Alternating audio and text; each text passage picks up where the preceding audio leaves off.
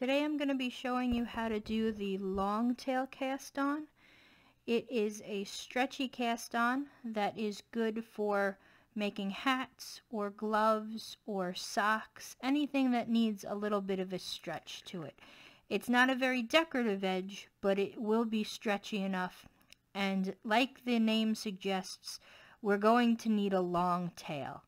So I'm going to be casting on 10 stitches. And the first thing I'm going to do is I'm going to make a slip knot.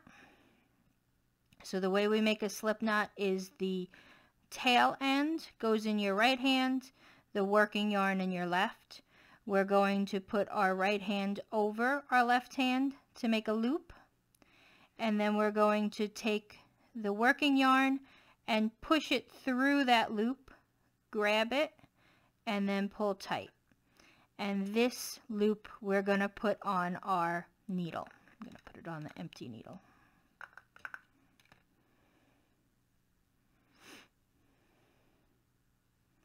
And then we just pull the working yarn to tighten it up. You want it taut but not too tight. It has to be able to slide easily. So now you'll notice that there's a V that our yarn has formed. What we're going to do is the tail end, the part that's not attached to the yarn, we're going to kind of position towards our body, and the working yarn goes away. You're going to pinch the index and thumb of your left hand, and you're going to put them between the V and then open up your hand. And then with the tails, you're going to hold them in your pinky, and we're going to form a gun with our hand. So you'll see how I'm holding everything kind of with my pinky, and I have formed a slingshot.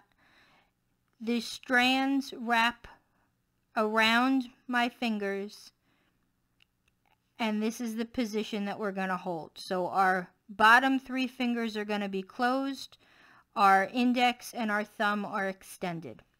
We're going to take the tip of our needle and we're going to come up the base of our thumb, and we're going to go under the strand that's right here.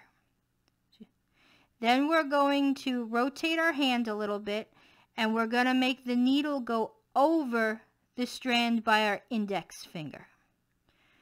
We rotate our hand back, and you see that there's a little hole here by our thumb. That needle is going to come right back down that hole. And then we can take our thumb out of that loop. If we immediately put our thumb back in, it'll tighten up that loop, and you'll see that now we've added a loop on our needle. So we have 2. Each one counts as 1. We're going to go for 10. So again, if you want to trace your thumb with the needle, we start at the base of your thumb. We go up underneath the strand, over the index strand, and then back down the thumb strand. Thumb comes out, and then if you put your thumb back in, it'll tighten it. If you take your hands out, it's very important that they have to go back in between both strands. You can't just grab one. See how the other one is completely ignored? You need to grab both of them. So you'll always start with your fingers between the strands and then hold them. So again, we go up, we go over, and we come back through that hole, take our thumb out. You can tighten it up, over, back down.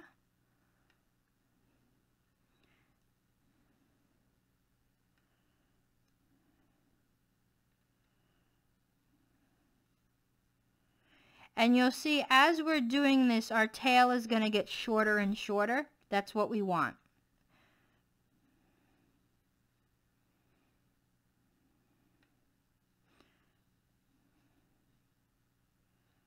So let's count.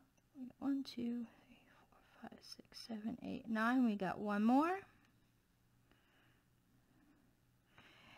You have your stitches casted on, and you are all ready to start knitting or purling.